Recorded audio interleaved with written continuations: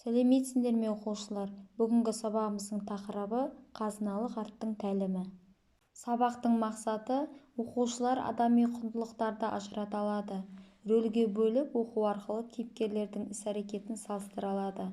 Сұрақ-жауап арқылы мәтіннің жанрын анықтай алады. Құндылықтардың біріне түсіндірме бере алады.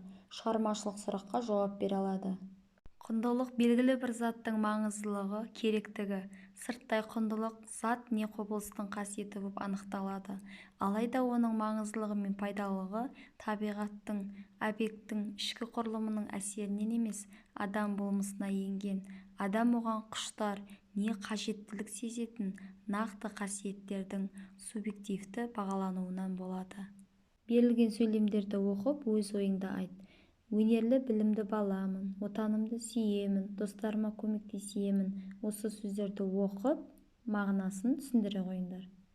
Балалар, өрмекші әдісі арқылы Төле бидің өмірбаянымен танысатын боламыз. Төле би шамамен 1663 жылы дүниеге келіп, 1756 жылы қайтыс болған. Төле би, шешен кісі болған.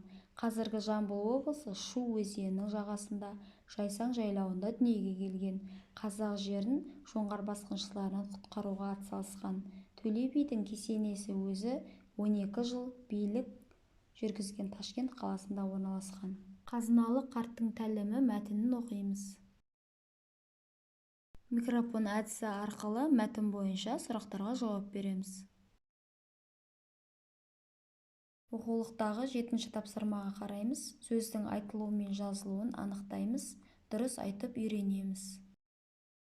Бүгінгі жас ұрпақты сонау замандардан жинақталған ата-бабаларымыздың мол мұрасымен сусындату біздің міндетіміз.